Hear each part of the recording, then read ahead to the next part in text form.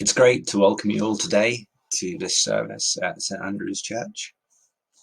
The passage we're looking at today is John chapter 11, verses 45 to 57.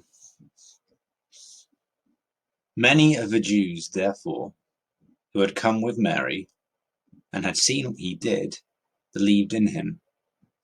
But some of them went to the Pharisees and told them what Jesus had done. So the chief priests and the Pharisees gathered a council and said, "What are we to do? For this man performs many signs. If we let him go on like this, everyone will believe in him, and the Romans will come and take away both our place and our nation." But one of them, Caiaphas, who was high priest that year, said to them, "You know nothing at all, nor do you understand. It's better for you that one man should die for the people, not that the whole nation should perish." He did not say this of his own accord,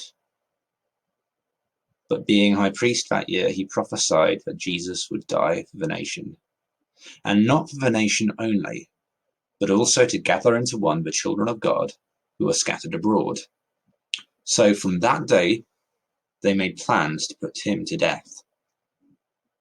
Jesus therefore no longer walked openly among the Jews, but went from there to the region near the wilderness, to a town called Ephraim, and there he stayed with his disciples. Now the Passover of the Jews was at hand, and many went up from the country to Jerusalem before the Passover to purify themselves.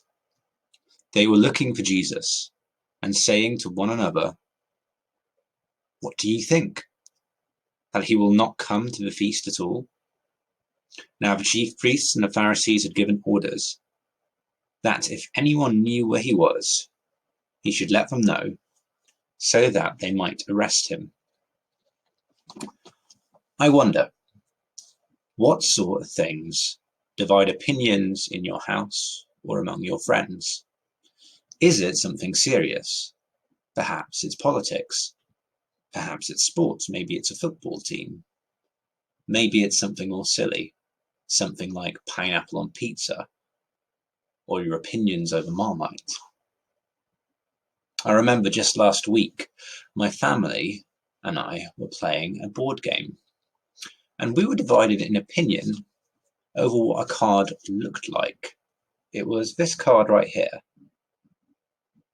Now, my brother was convinced this looked like a spaceship, while my mother was convinced it looked like a bomb.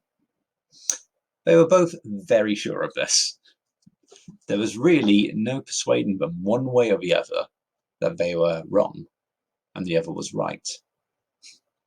It is silly, to be sure, and I think a lot of these differences are just that, silly and pretty easily fixable. But as we come to read John's Gospel today, he makes one thing very clear. There is one division that actually does matter, and that is whether or not Jesus calls you his own. Now, John leads us through this in three ways as we go through the passage. Firstly, in verses 45 to 48, we see two reactions to Jesus. Then in 49 to 53, we see two plans made about Jesus. Finally, in verses 54 to 57, we see two peoples as a result of Jesus' death.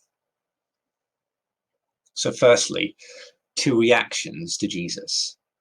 Now, last week, as Martin preached, we read through possibly one of the most amazing miracles in the New Testament. Jesus raising Lazarus from the grave. Can you imagine being there? To see it happen, the impossible made possible. It's like Jesus is saying, "Yeah, I have been telling you I'm God. Look here, see the proof." It's like a scene from the legend of King Arthur, where he pulls the sword from the stone and proves to everybody who's witnessed that he is the rightful king. And of course, we see in verse 45 that as a result of this, many believed in him. I mean, of course they did. Who wouldn't? When you've seen something like this, what other option is there? Well, notice I said many, but not all. We also see in verse 46, but some of them went to the Pharisees and told them what Jesus had done. You might be thinking, how is this possible? How can they see Jesus do that and then go snitch on him to the Pharisees?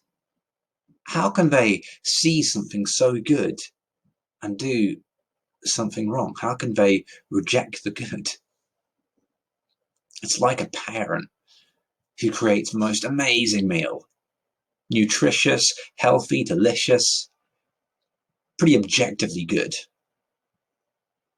But then their child rejects the meal for no really perceivable reason.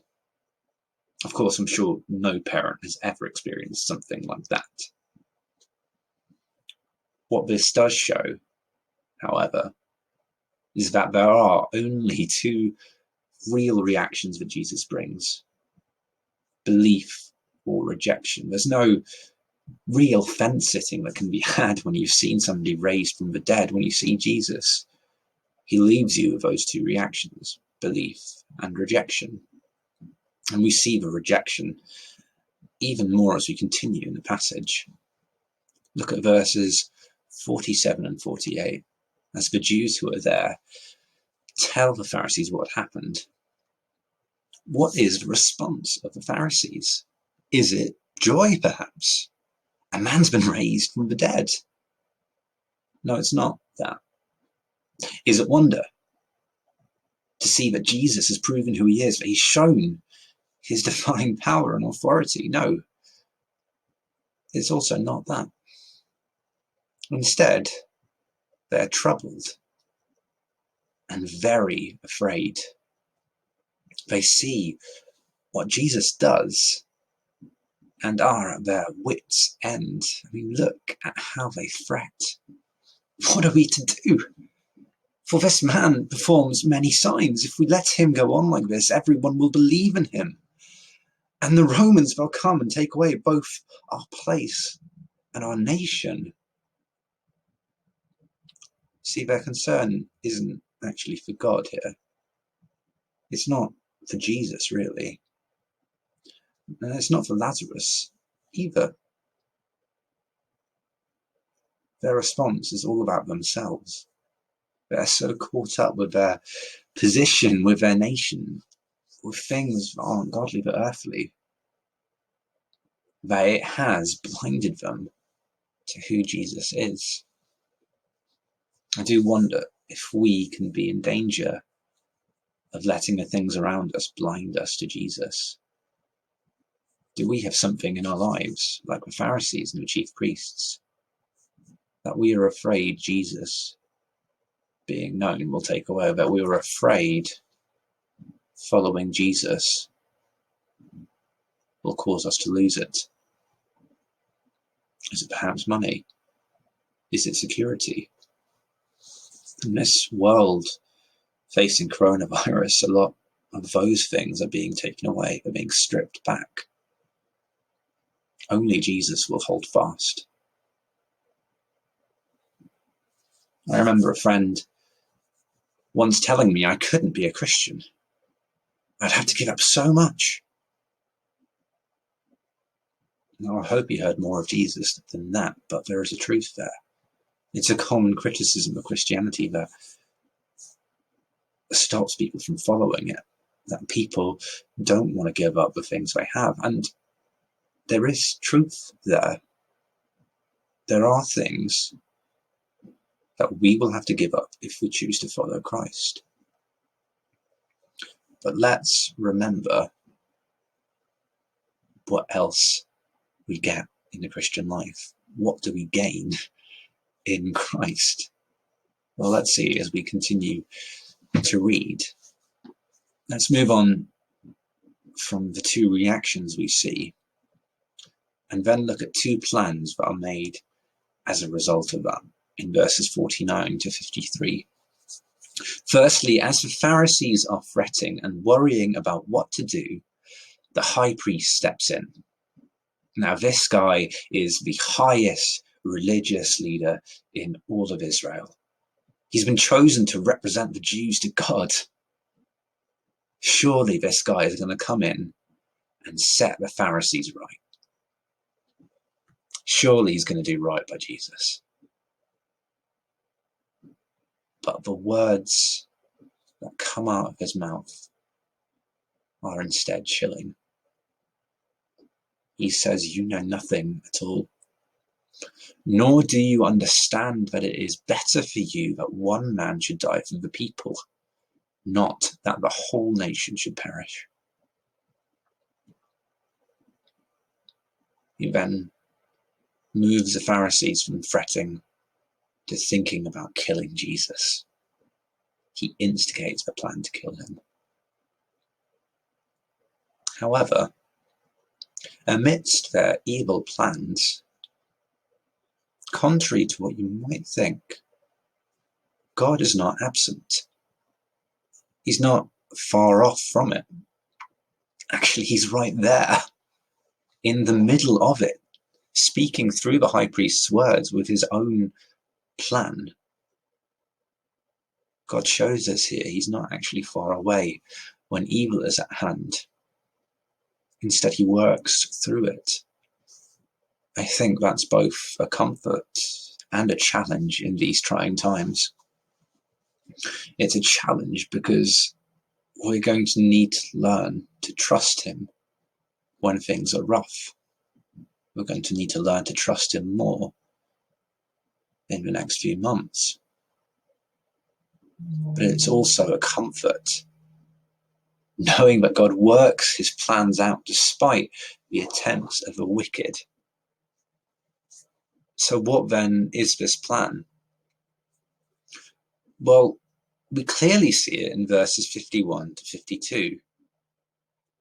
He did not say this of his own accord, but being high priest that year, he prophesied that Jesus would die for the nation, and not for the nation only, but also to gather into one the children of God who are scattered abroad. This, brothers and sisters, is the very heart of the good news. So it bears going through carefully.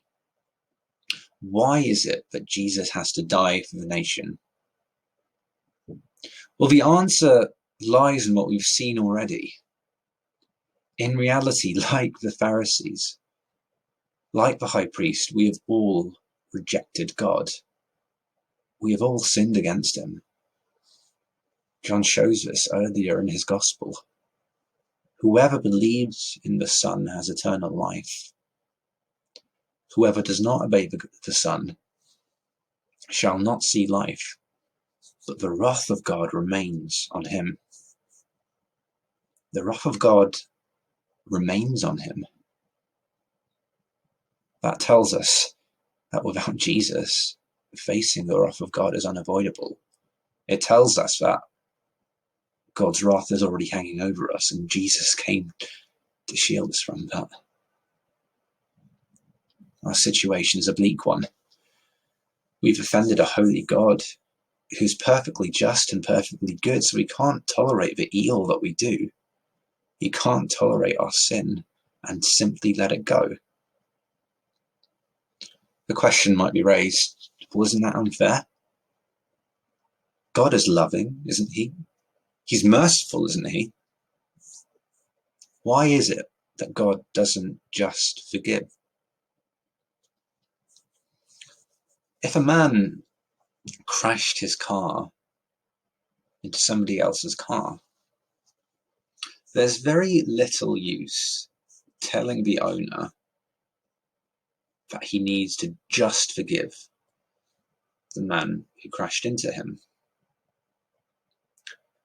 There are actually very real damages that will need to be paid for.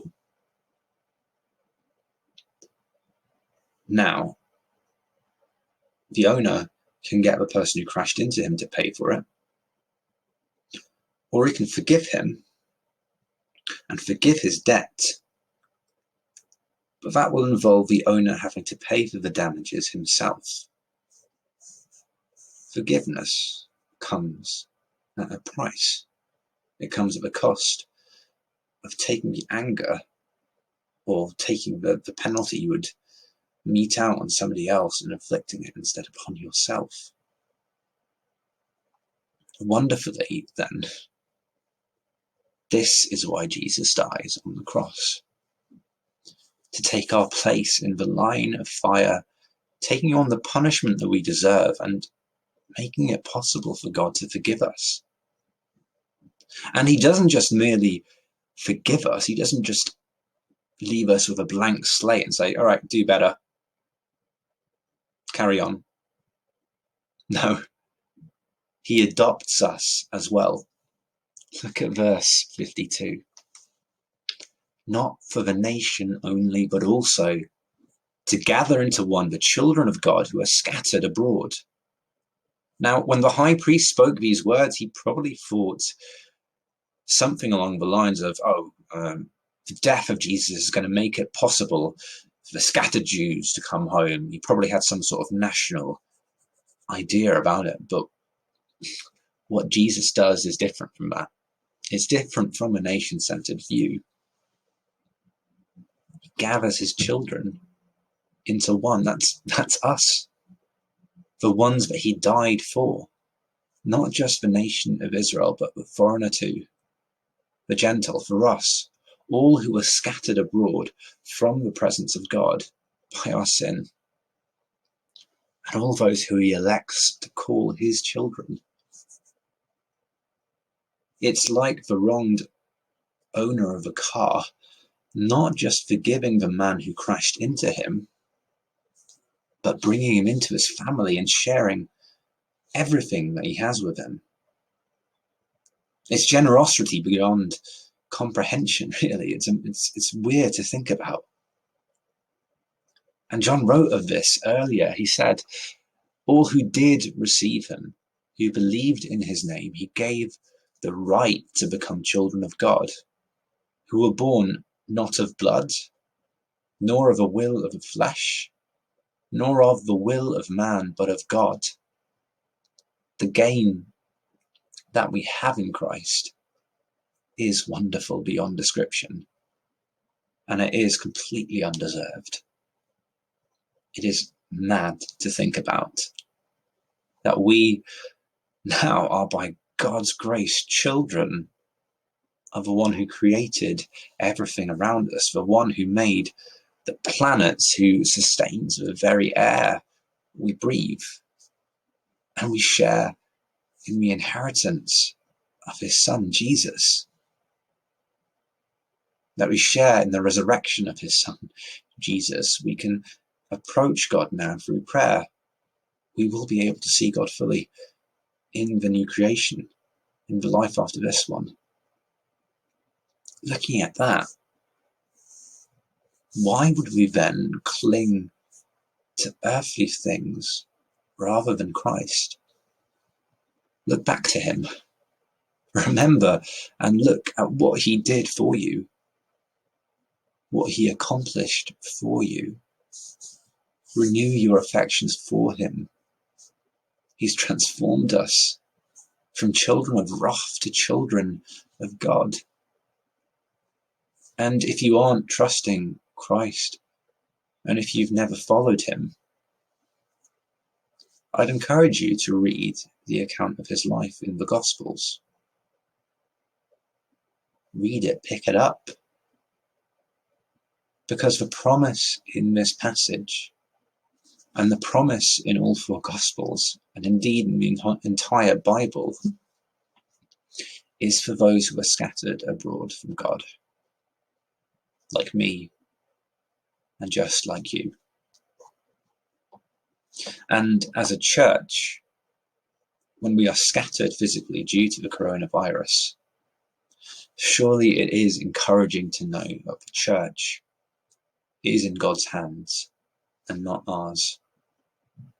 We're called children of God because of what he has done, and no physical separation can change that. And as we come to the final point, John emphasizes the truth that there are two reactions to Jesus' death. And that leaves us with two groups of people: those who follow Jesus and those who reject him. We see the Pharisees plot to kill Jesus in verse 53. And Jesus then retreats into the wilderness with his disciples, while the Pharisees lie in wait for Jesus to come to Jerusalem, ordering everyone to report him if they see him, so that they may kill him. In showing this, John makes it clear that when it comes to Jesus, you are either with him or against him. And if we are against Jesus, then the wrath of God remains over us, for by rejecting Jesus, we reject God. The Pharisees lie in wait for Jesus, waiting to kill him. And knowing what lies before him, we know that Jesus makes his way to Jerusalem, towards the cross. Will you follow him? Will you share in his sufferings to be glorified with him? The Christian life is not an easy one. You should be well aware of that. But remember, there is also unsurpassed joy to be had. The joy of being known by a merciful God, a loving God who calls you his own, who calls you his child. I love the poet and the hymn writer Frances Ridley Havergal, and I think she hits the nail on the head in one of her poems.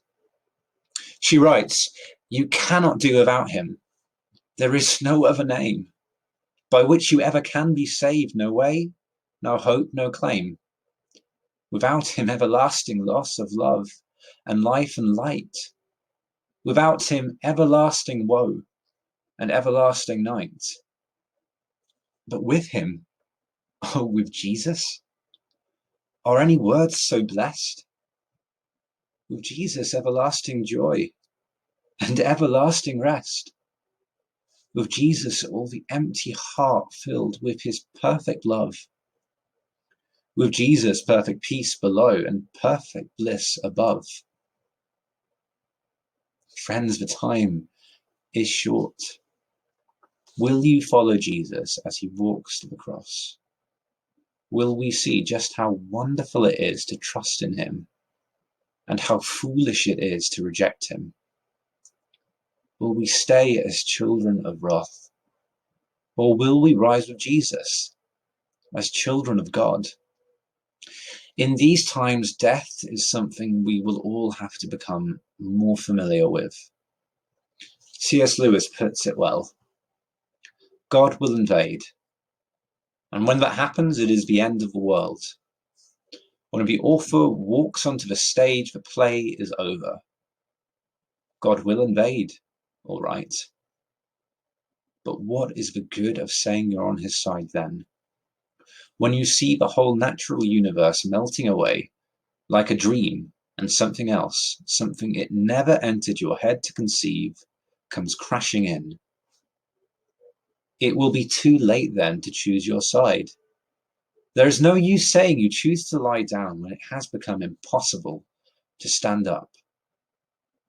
That will not be the time for choosing. It will be the time when we discover which side we really have chosen, whether we realized it before or not. Now, today, this moment is our chance to choose the right side. God is holding back to give us that chance. It will not last forever. We must take it or leave it. The time indeed is short.